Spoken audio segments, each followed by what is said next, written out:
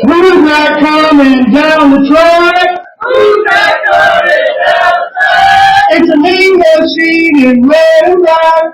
Mean machine in red and black. Ain't nothing finer in the land. Ain't nothing finer in the land. Then we drove that noxious Georgia band. Then drove that noxious Georgia band. Go, go! Go, go!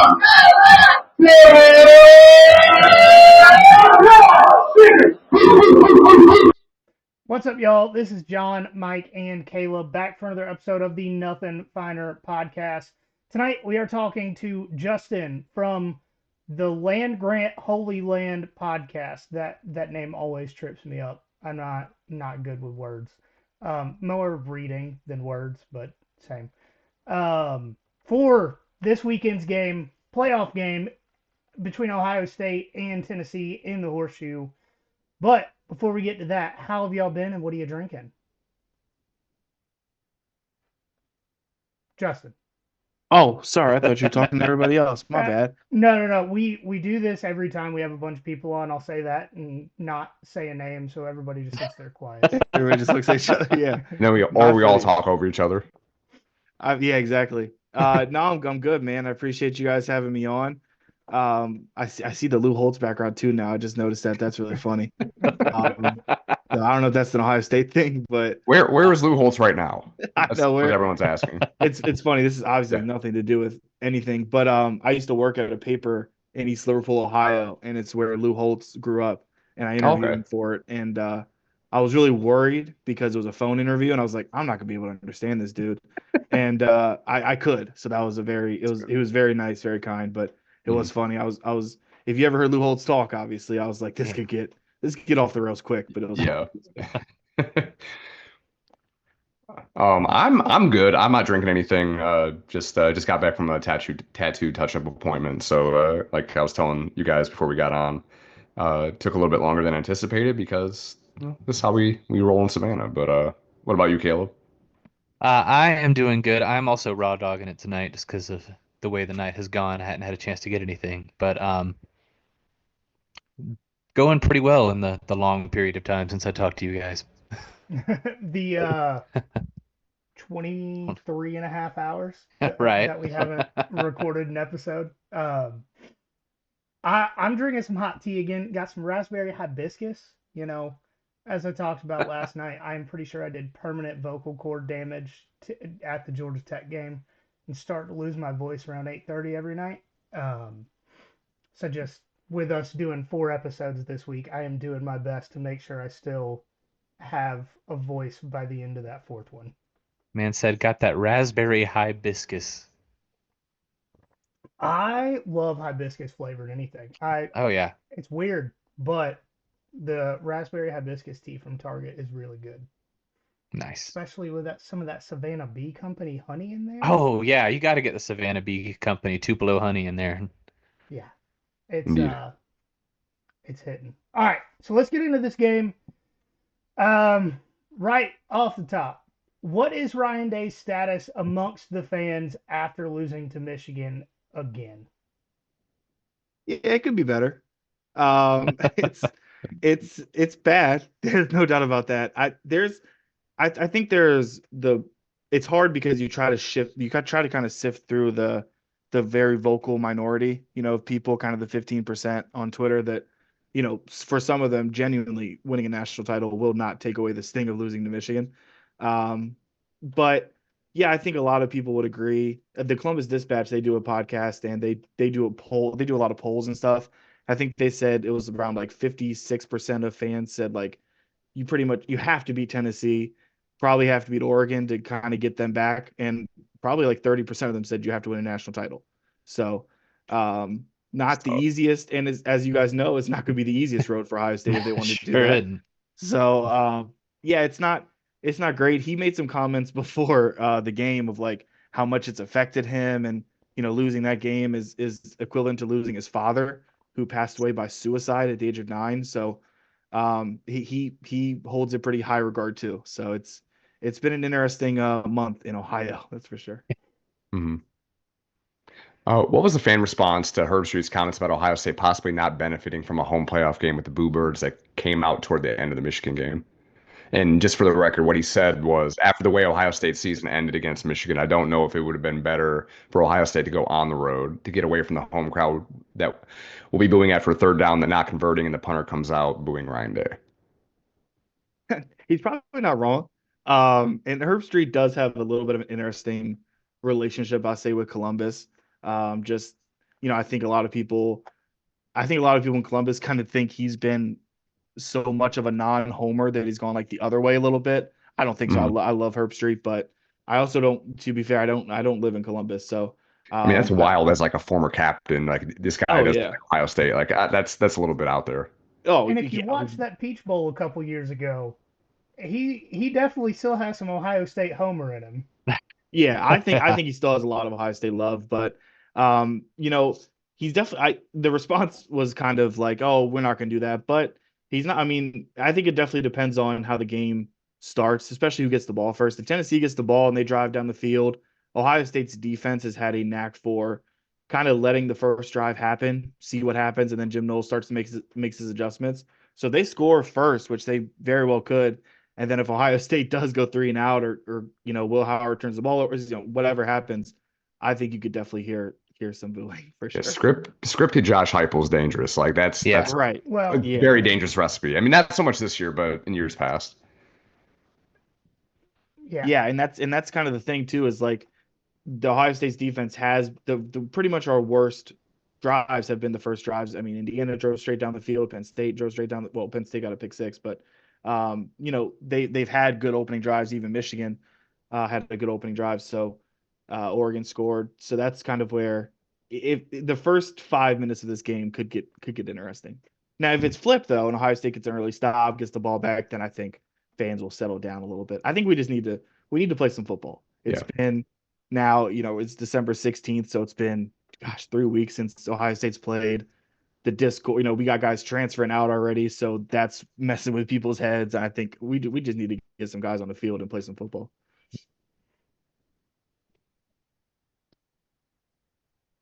All right, so I did need to ask, is everybody going to be available for this game? From what I understand, as of yet, there hadn't been any sort of disciplinary action announced for the players involved in the brawl after the Michigan game. Is that correct? And do you think there should be if there hasn't been, or is it just kind of rivals being rivals, guys being guys? Yeah, definitely just do no disciplinary action for what I know. I mean, I don't know if there was any like specific things that I guess you could throw out like at individual players. Like the big clip going around was Jack Sawyer kind of grabbing the flag, but I'm not sure you can really be like, I'm not sure that was suspension worthy. Unfortunately, just it was one of those things where I don't really blame either side personally. Obviously I'm biased, so I'd like to hear your guys' opinion too. But I don't blame Michigan for doing it. They did it in 2022. We've done it in past years where we won at Michigan, before. But I also don't blame Ohio State for like you're kind of in a lose-lose there because either you fight back and they're like, oh, the joke of, the most fight they showed all game. Or if you don't fight back, you're like, all right, you're just letting Michigan plant a flag in the middle of your field. That's cool. Like, that's Mhm. soft. So you're kind of in a lose-lose. So I get it. Jack Sawyer was the real emotional one, but he was the guy that kind of, Ohio State did this like reload the clip thing. All these guys are going to come back and not go to the draft. And he was the one that kind of led that. So I think he grew up 5 minutes outside of Columbus. So for him to be 0-4 against Michigan is definitely he was definitely feeling his Yeah. emotions there. And Mason Graham standing in his face yelling at him probably didn't help. But I get it from Mason Yeah. Graham's point of view too. He's 3-0. He can say whatever the hell he wants. Yeah. Yeah. Yeah, I gotta say, that the thing to do to prevent that probably would have been winning the game, but in the absence of Right. that, Yeah. I mean, I get it. You want to defend your turf. I do like a scenario where we win the game and they still try to plant the flag. That's a funny scenario. That's probably the funniest scenario in my head. But That is I the mean, most Michigan thing I've ever heard, in It fairness. is. That is 100% something Michigan would attempt to do. so I mean, and you kind of saw it around the league. It happened in NC State. I think something happened at the Iron Bowl. I don't know if it was a flag plant, but I know they got into it. So Yeah, Florida State too. yeah. So those teams, man, they hate each other on a level that it's hard to even comprehend. So I get it. To me, my biggest complaint about the whole situation was Michigan planted the flag, Ohio State players went after Michigan players, and then Ohio State Patrol only maces Michigan players. And it's like that, like they didn't start the fight. Like Yeah. if you're there to get peace, why are you getting the people that got attacked? Like that was the worst part of it to me. Yeah, I don't know what the final results were. I know like the Columbus police, they launched like an investigation to make sure like Mace had to come out, and they didn't just Yeah. go early with that. But yeah, there were like journalists that were like maced and stuff. Like they Yeah, weren't like there's a on few like not Michigan. like straight up in the face, but like they got like the results of it. So I've been pepper sprayed for like I went to like a junior police academy, not like pepper sprayed on the street, but it's like the worst thing you can ever have happen to you, in my opinion. It's awful. So I got that's tough luck for those guys. That sucks. Yeah. Um, all right, so getting into the offense, the running game has been honestly kind of disappointing for the guys they've got in that room. Coming in at 59th nationally with 2,030 yards and 24 touchdowns.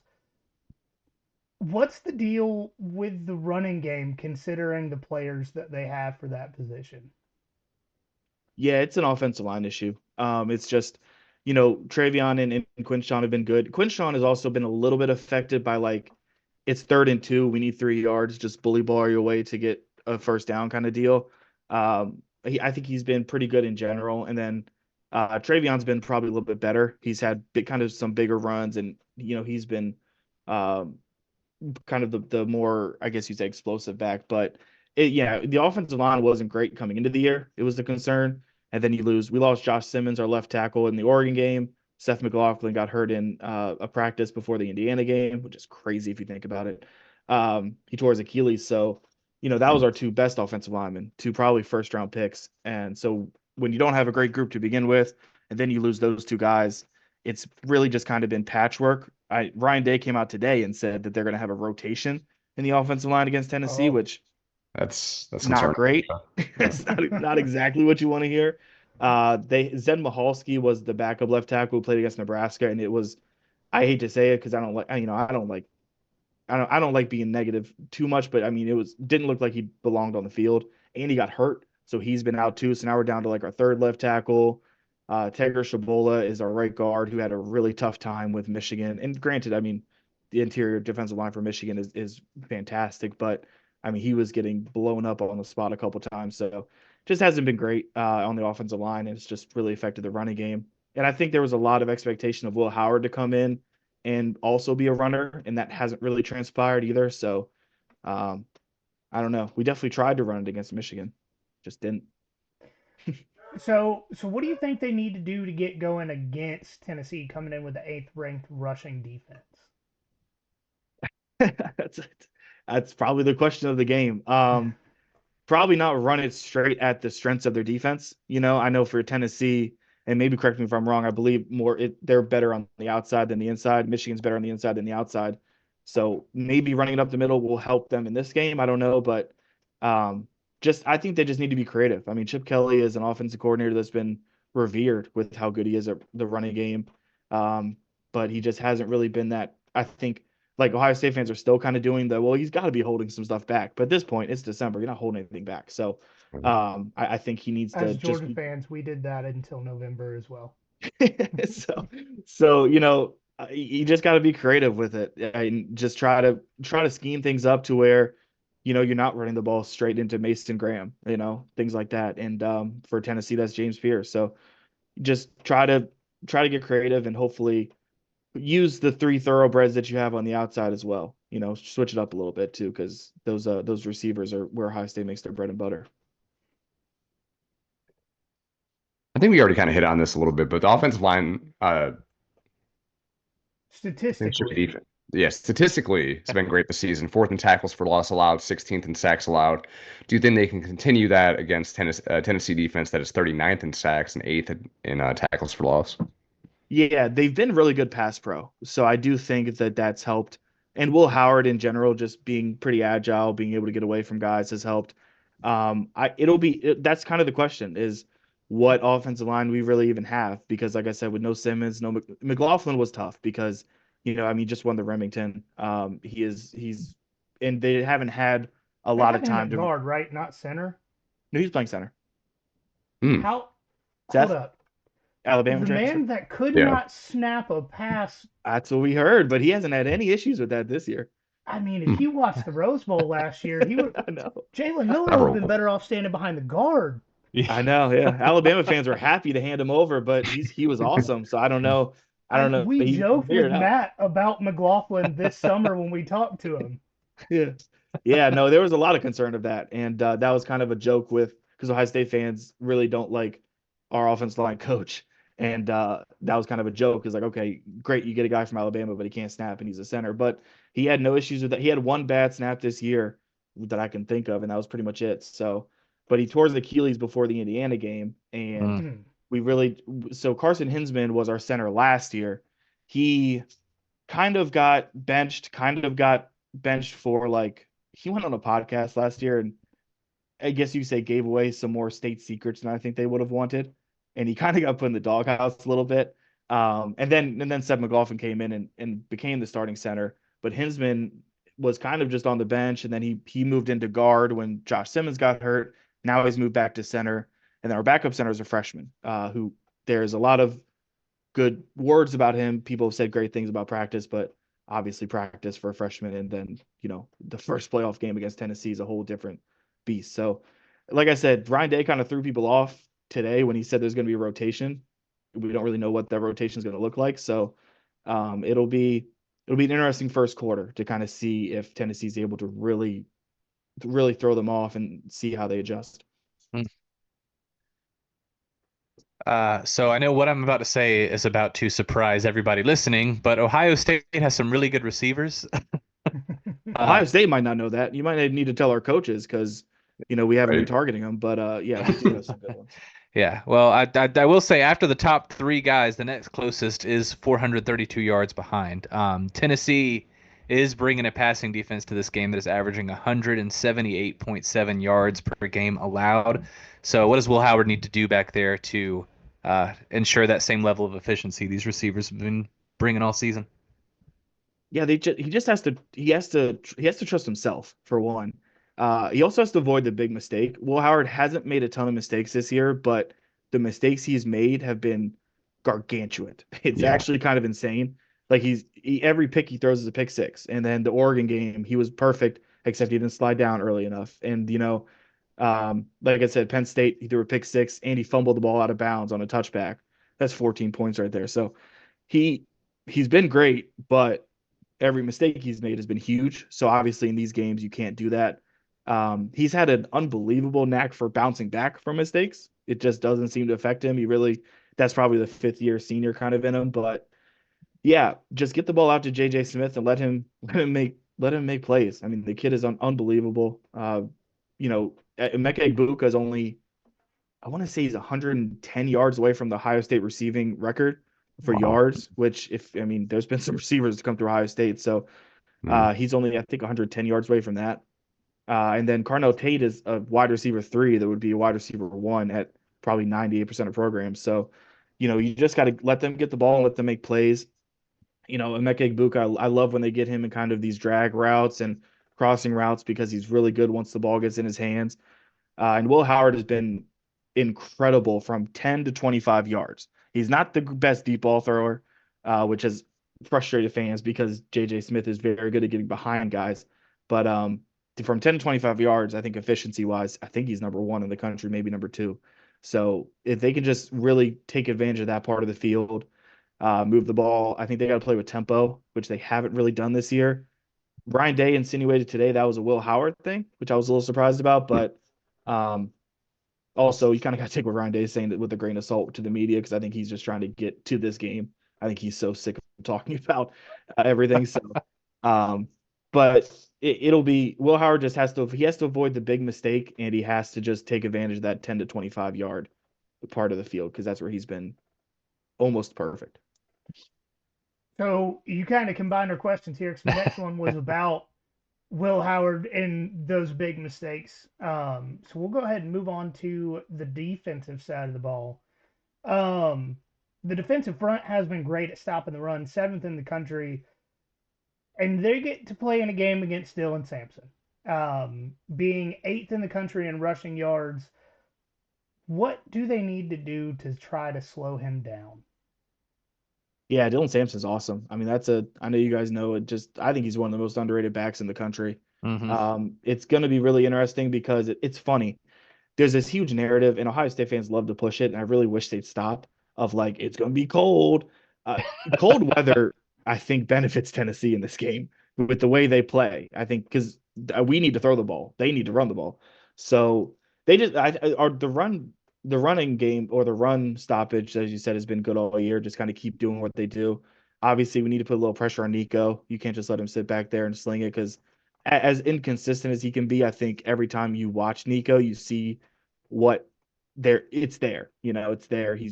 Sometimes he misses a deep ball or something, but he also shows those flashes of being great. So if they can, Tennessee can't be one dimensional. Ohio State is too good especially our linebackers with Cody Simon, who's a senior.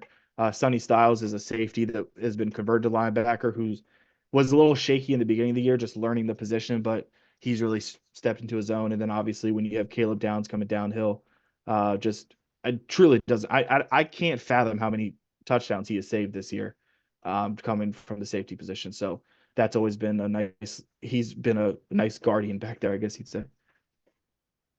So for the cold thing, I was talking about earlier. I was at the Georgia versus Georgia Tech game. It was 35 degrees with 10 to 20 mile an hour winds all night. So it was almost as cold in Athens as it's going to be in Columbus this Saturday. Yeah. But it does get cold down here. No, yeah, I think some Ohio people think like in Georgia and Tennessee it's just 70 and sunny all the time. Well, it's going to be that way tomorrow. Yeah. Guys, it might be Mike and I sometimes. live in Savannah, to be clear, though, so it is significantly warmer here than it is going to be in Knoxville. For sure. Yeah. No, I think like I said, that's kind of the funny part is because Ohio State fans have kind of pushed that narrative, and they also keep pushing we want to play Oregon again. And the way this bracket shaped out, it's like, well, you might get a chance to do both of those things. Get a cold SEC team or SEC team in the cold, and then you might get Oregon. So we'll see if those narratives actually are true, but they're not. So. All right, so the Buckeyes have 35 sacks in the season, and Tennessee has allowed 26. Do you think Jim Knowles puts an emphasis on taking down Nico in this game? God, I hope so. Like I said, with Jim Knowles, it sometimes it takes a little bit. You can tell like he's just kind of scheming up in the press box of like what he really wants to do. He kind of lets the scripted drives go. Whatever happened, and then he makes his adjustments. They really made an emphasis of getting to Curtis Rourke for Indiana because, the Oregon game, the biggest thing was they just did not get to Dylan Gabriel at all, and our corners got torched. I mean, Denzel Burke is a good corner in general. He's had a shaky year, but I think he allowed 8 catches for 190 yards and 2 touchdowns. I mean, that is burnt toast. So, but that was also because, like I said, they just got no pressure on Dylan Gabriel. He was able to do whatever he wanted. Curtis Rourke, they emphasized that they got pressure on him. I think they sacked him 6 times. And just really, even when they weren't sacking him, they just put that like in. He was running out of clean pockets. He was throwing the ball too fast. They sped him up really well. So that's what they need to do with Nico. And then the Penn State game, they kind of got to Drew Aller a little bit, but I think in general it was just they have to make it an emphasis because unfortunately JT Tuimoloau and Jack Sawyer, the 2 ends, they haven't really lived up to the billing, I guess you'd say. They're both 5 stars coming in. Jack Sawyer was the #1 player in the class in 2021. And, sometimes they can just kind of be a little bit – they don't go ghost because they're very good in run protection. But when it comes to getting to the quarterback, they can struggle a little bit. So hopefully Jim Knowles makes it a point to get to him and not specifically just, okay, let's try to stop Dylan Sampson. But they've proven they can do it. Like I said, that was pretty much the difference in the Indiana game. But Indiana and Tennessee are 2 very different teams. So I'm hoping that he makes it a point. But there's been time this year where the Oregon game he didn't. And then there's been some rumors that Jim Knowles and Larry Johnson, who's the defensive line coach, don't exactly have the same philosophy when it comes to kind of the coaching. And Ryan Day said after the Oregon game, because Jim Knowles at Oklahoma State was known for chaos. He just causes chaos. Absolutely. He makes it difficult. And that wasn't what Ohio State's defense had been. And then after the Oregon game, Ryan Day said we had to have some tough conversations with our coaches, and then we saw chaos. So I think Ryan Day might have sat Larry Johnson down and said, "Hey, this is Jim Knowles' defense. Let him do what he wants to do." And since then, the defense has been able to do that and really cause chaos on that end. So hopefully, same concerns, because again, like I said, if we beat Tennessee, we'll play Oregon again. And Dylan Gabriel had a hell of a game against us the first time. Mm-hmm. Moving on to the back end of the defense, the secondary, statistically speaking, looks like it's been pretty elite. They're second in passing yards allowed this season, and Tennessee, as we know from experience, they've struggled to throw the ball against the better teams that they've played, especially when they're on the road. So that home field advantage is going to be a big deal. Are you concerned at all about any wrinkles Tennessee might throw into the offense with a few extra weeks to plan? Yeah, I think it comes back to the first question of, if you just let Nico sit back there and don't really get any pressure on him, then that's where our secondary can struggle. Like I said, against Oregon, they've really struggled. Davis Igbinosun is I believe he's still the most penalized corner in the country. He will get a pass interference at some point in this game. He got a pass interference against Michigan. You get a pass interference against Michigan, you're going to get it against anybody. Yeah. And I do think Ohio State secondary has benefited a little bit just off of who we played. Obviously Dylan Gabriel's a great quarterback, but he did have a great game against us. Drew Aller played okay against us, and then outside of that, they haven't really faced an elite quarterback. Nico's probably the third best on the list, depending on where you put him in Curtis Rourke. So it'll be very interesting to see how the corners stack up. There, we have a couple 5-star freshmen that fans have been really kind of itching to see on the field. They have pulled Denzel Burke at times for Jermaine Matthews, who's a sophomore. This looked really good. So there's been, and even in the Indiana game, there were a couple of times the receivers for Indiana got behind our defense. It was just Curtis Rourke was flustered and couldn't make the pass. So that's going to be a kind of a thing to watch with Nico. I know Dante Thornton is a monster with, I think he averages like 25 yards a catch or something crazy. So, and obviously Brew McCoy and Squirrel Wright, which is easily the best name I know. They have weapons. So if they can't put any pressure on him and the front seven really struggles to make him uncomfortable, then I'm a little concerned. Yeah, for sure. So what are you most concerned about going into this game? It's funny because, like I said, I do think Ohio State's a great team, but the last time I watched them play was the Michigan game, and that was every level of the team was concerning. So, I would say most concerned is Will Howard. I like Will Howard. I'm a big Will Howard defender. I thought he was even pretty good at Kansas State in general, because Ohio State fans had this huge narrative of like, well, he was the bench guy at Kansas State. It's not exactly true with Avery Johnson, but I do think Will Howard is a good quarterback, but I'm afraid of the big mistake. And I'm afraid, to be honest, of if it is really cold and they're not able to really throw the ball, then that's our running game, like you said, hasn't been the strong part of our team. So they have to get the ball out to J.J. Smith and Emeka Egbuka and Carnell Tate to really put pressure on the Tennessee defense. And if Will Howard, he wasn't seeing the field well against Michigan. Joel Klatt talked about it. There was even times where even on passes he completed, he was looking away from where he should be looking. And I think it really affected the play calling. And that was why they tried to run the ball so much, was just Will Howard probably just didn't have it. He also took a pretty gnarly head hit, which we haven't really heard much from, but I guess he's okay. I don't know. He came back in the game, so hopefully he's okay. But I think Will Howard for sure, and then also just in general, we got to see if this Ryan Day thing is just a Michigan thing or what, because it was pretty hard to fathom. Yeah, I think they had 16 runs to the interior in that game.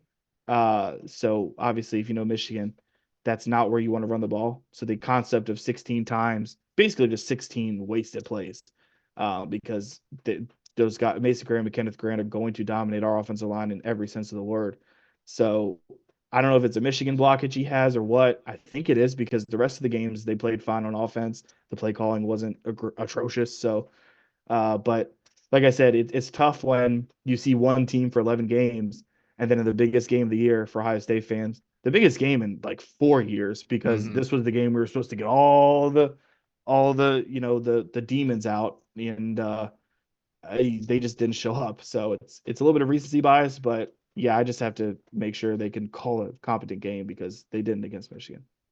Some of those comments in there sat real too close to home about a certain rivalry we have, and I have feelings about it. Yeah, Uh, it was a tough day. It was a very tough day. And then, I'm a big Ohio State basketball guy as well. I do a basketball oh, podcast for us, and that hasn't been going great. oh my So, God, yeah. it's not great in Columbus right now, I'll be honest. Our men's soccer team got upset the other day by Marshall, and one of Oh their players man, got shot. So I don't know, it's been a little weird. The vibes are weird in Columbus right now. Not shot in the game, shot before the game, but well, nevertheless, shot. it doesn't. Yeah, semantics. Uh, yeah. Does Ryan Day's 0-3 record against the SEC concern you? Doesn't make me feel better. I do think there's context to it. The 3 games, the Alabama game in 2020. I Yeah, don't think anybody was No one wrong with was that beating team. them. Yeah, no one yeah, was beating them, and we had tough Borland, our linebacker, covering Devontae Smith off the rip. Probably not your best idea. So Yeah, that last year in the SEC title game, Georgia tried to have a linebacker cover Isaiah Bond for the entire yeah, game. So we right, know the yeah, play. Yeah. yeah. So you guys have seen it too. So that game is kind of a wash. It was just a weird year too. And then last year, we played Missouri in the bowl game. That was our third string quarterback. McCord had already Yeah. entered the transfer portal and he was gone. And our offensive line, a couple guys didn't play. So that was kind of a weird, just washed game as well. And then obviously the Mhm. third one being the Georgia game in 2022, where That was I think Noah most Ruggles. people, yeah, yeah. I think most people would agree. Ohio State probably got that closer than people would expect. So, um, we got close in that one, and that's the game that people keep pointing to of like they bounced back because they lost that game to Michigan at Yeah. home before then, and most people didn't even think they'd make the playoff or deserve to be in the playoff, and then they played Georgia, as about as well as you could ask for. Now, obviously, this team doesn't have C.J. Stroud walking in there, so that hurts. But I think it is 0-3, but I do think the context helps a little bit, but it definitely doesn't help that he's never beaten an SEC team. All right. Let's pick some games. So for the context of it, we give you the over under, we give you the spread, but we're just asking for a straight up pick. First one, Indiana at Notre Dame, spread 7.5 in Notre Dame's favor, over under 51.5. Yeah, I think Notre Dame's going to win this game. I'm actually curious for you guys, non-Big Ten, SEC, Georgia guys. Do you think Indiana is a good team? It's honestly really tough to tell Yeah. still. Yeah, And I I say agree. that because everybody they played except Ohio State, they beat the shit out of them. Oh yeah, And then And they then, looked like, you really can, good in that first quarter and then but you can forgot how forgive to him. football. You can forgive him for looking that way on the road against Ohio State, though. Like right. sometimes you just Yeah, have those yeah. games against great teams. So Yeah, they're a tough one. They're a tough one to figure out. And honestly, there's a part of me that wants Notre Dame to get demolished by Indiana yes, just because if you play the weakest schedule of any team that's made the playoff and you still somehow get a home playoff game because the committee loves you, you need to be punished somehow. Mhm. Yeah, yeah, we did really just ignore also. I mean, the worst loss by far from any team in the playoff is Notre Oh Dame. yeah, So, I do think they'll win. I think it, but excuse me, I do think it'll be close. I've seen people picking Notre Dame by 3 or 4 touchdowns. I don't think that'll be the case. Notre Dame can't throw the ball, so yeah. I do think Indiana. I think they're built to beat them, and I wouldn't be stunned if they did. I love Kurt Signetti, but yeah, it's just hard because, like you said, they've played one team with a pulse and they lost, but it was at Ohio State, which isn't a terrible loss, and all the teams they've beat. I love the concept of like, oh well, all the teams they beat, they should have beat. Well, they were projected to go 4-8, so that's not Yeah. really the case. It's just Yeah. now it feels that way because they are a better team than we thought. But yeah, I mean, And even Purdue, they beat Purdue 66-7. Ohio State beat them 45-0. So it's yeah, it's not easy.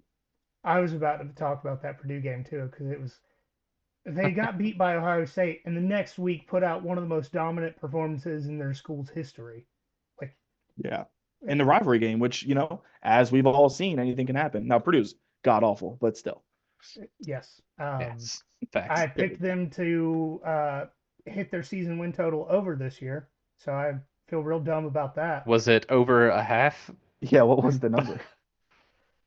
I think it was 1.5 or 2. Oh my gosh. That's tough. Yeah. Yeah.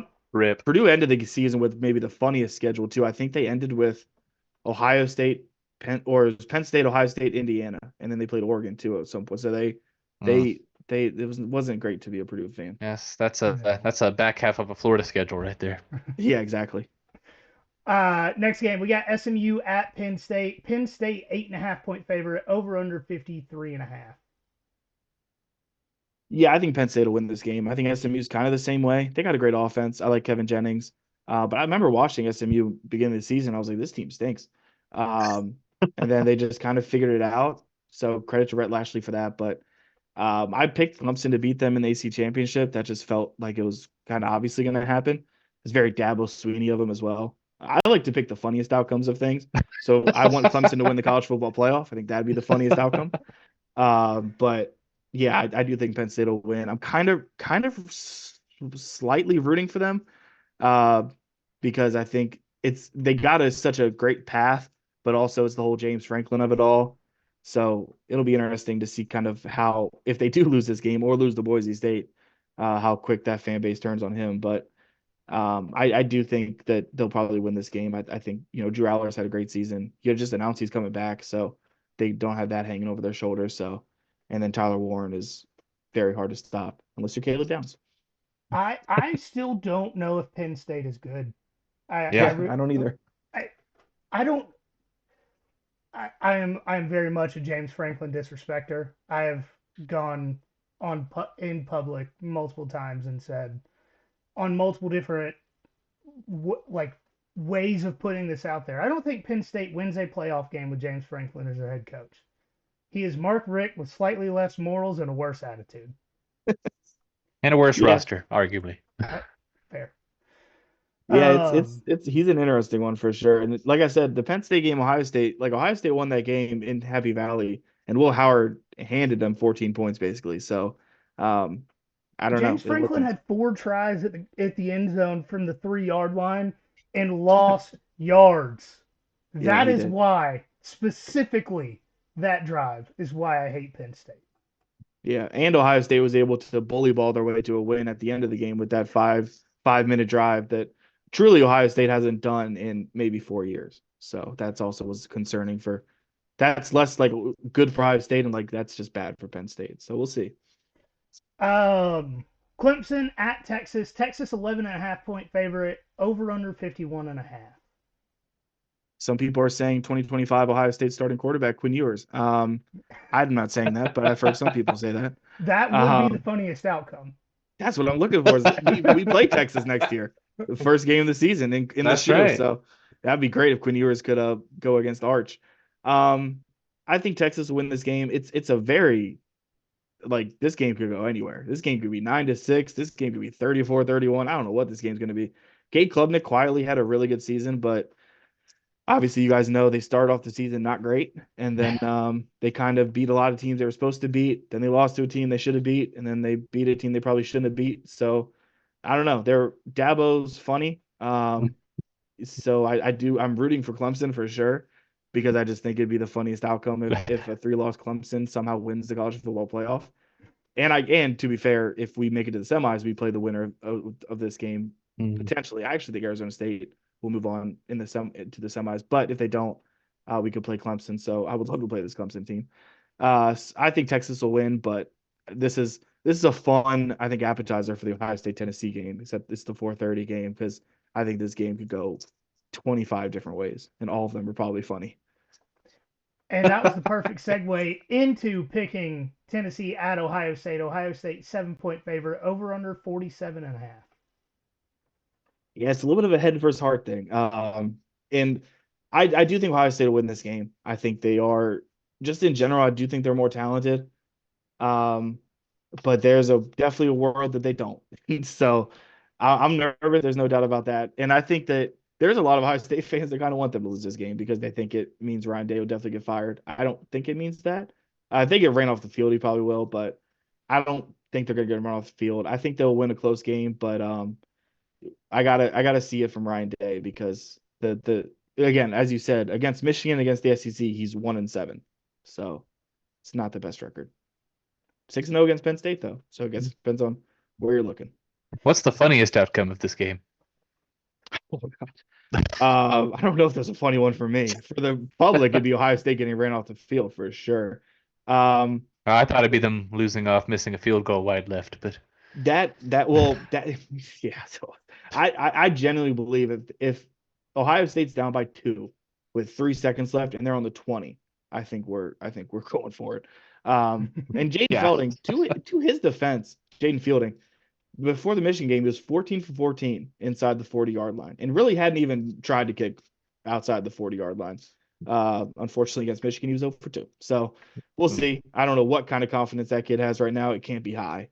But and then obviously the Noah Ruggles of it all. I don't blame Noah Ruggles too much for that. 50-yarder, it's not easy. yeah. But Blame I the think defense for allowing Georgia to come back 17 points down twice. right. Yeah, you give up 42 points to, if you score 41, my theory, you should win the game. That's kind of where I stand on that. That makes sense to me. Yeah, logically, I do think Noah Ruggles probably could have gave it a better shot. That was a ball where it's like the minute he made contact, I started walking away from the TV. I was like, well, that's not going in. So we can all go to bed. But I do feel bad for him because obviously he was a senior. So that's the last Columbus has seen of Noah Ruggles. Yeah, and he's probably scared to come back. Yeah, I wouldn't come back. I mean, I would just feel bad, I always talk about this. I'm a mental midget, so if something like that happened to me, I would think about that every single day. So I hope he's stronger than me. I'm sure he is. I hope he doesn't, but I don't even know where he is or what he's doing, but I hope he's doing well. I truly do. All right, we appreciate coming on and talking to us. I learned a lot and still somehow feel like I have no idea who's going to win this game. I surely don't, so you're not alone. I just want it to happen. I need football to be played. Ohio State, I'm too locked into like the Twitter narrative and stuff, and it's getting out of hand. I just need, the negativity. I know you guys don't know what negativity is as national champions and whatnot, but no, we do. We do. I know. I asked this on our podcast the other day because I don't know the answer. Is Carson Beck playing or no? Is it Gunnar Stockton time? Probably Gunnar Stockton time. I'd say probably 95%. Yeah, the rumors that are coming out from like legit in the know journalists are Carson Beck is doing everything he can to avoid Tommy John surgery. That's not great. Yeah. Yeah. I feel like if you're doing everything you can to avoid Tommy John surgery, you should probably just have Tommy John surgery. Yeah, probably not going to be in a position to play either way at that point. Exactly. And so just if get right he for has the Tommy NFL. John, he won't be playing next season anywhere. So he'll have to try and get a medical red shirt and come back in 2026 somewhere because his draft stock didn't do great this year. Yeah. No, that just means he'll be a Cleveland Brown. So we'll see him in Cleveland. Apparently, there's Big Ten schools offering him like $10 million to come play there. 2025 Ohio State starting quarterback. Carson Beck. There we go. He does look good in red and black, so we'll give that. Yeah, exactly. And I like Ohio Carson State Beck. actually wears black jerseys, so people will be happy about that. Yeah, Ohio State fans don't love him. I like him, but I think they got pushed back a little. We're going all scarlet. We're scarleting the shoe in this one, so we're going all scarlet, which we haven't done in a couple years. So that'll be interesting. I'm hoping Tennessee just comes out with like they're all black uniforms, but I don't think they're allowed to do that. But all scarlet and all black would look sick. That's something that I plan on doing a full rant on later in the year because there was a group of 5 versus FCS team at the beginning of the season where somebody got a 25-yard penalty because they weren't wearing white jerseys at the away team. Yeah. But it was crazy, like one team was wearing red and one team was wearing black. And it's like, very if they're clearly, different enough, you can tell who the home team is. Yeah. Let people wear jerseys as long as they're not the same. Yeah, that's insane. My second favorite team that I root for is Kent State, and our uniforms are great. Now, football, quite possibly the worst team in the history of college football, but the uniforms always look great, so that's a one positive. Do you have anything you want to plug before we get out of here? No, man. I mean, if for some reason anybody on your pod wants to listen to some Ohio State talk, we got Hang Out in the Holy Land, which we do 2 episodes a week, and then I also do a basketball podcast called Bucketheads with we have a 2-man basketball kind of coverage crew that I'm on with Land Grant. That all we need for Ohio State right now because it's not the best. So, if you ever want to, you can check me. I'm at Justin_Golba, I think, on Twitter, but I'm honestly not even positive. So I forget, if I'm being honest with you. All right. We're gonna clean up on some things, and then, but you're good to go. We appreciate it. Can Awesome. confirm Justin_Golba. There we go. Yeah, there it is. So, yeah, and my day job, I cover golf. So for amateurgolf.com. So if you like amateur golf for some reason, and you can check it out there as well. So I appreciate you guys having me on, and I'll be rooting for Georgia until they see Ohio State. So unless they play Penn State, then I might be rooting for Penn State, to be honest. I can't bring myself to root for Ohio State, but I hope you're happy. Yeah, that's kind of where I'm at as well. I'm honestly not sure if I'm rooting for Ohio State. So that's where Ohio State fans are. So we'll see. But I appreciate you guys. Have a good night. Yep, you as well. All right, guys. Once again, we appreciate Justin for coming on and talking to us. I was being entirely honest. I thought I knew which way this game was going to go before we talked about it, and we talked to him, and now I'm more confused. That just makes it more fun for when we do our picks on Wednesday. Yeah. But follow us on social media. Rate and review the show 5 stars. Share it with a friend, an enemy, your mom, your grandpa, your grandkid. I don't care. Just tell people about us. And as always, remember, guys, there's nothing finer in the land than a drunk, obnoxious Georgia fan.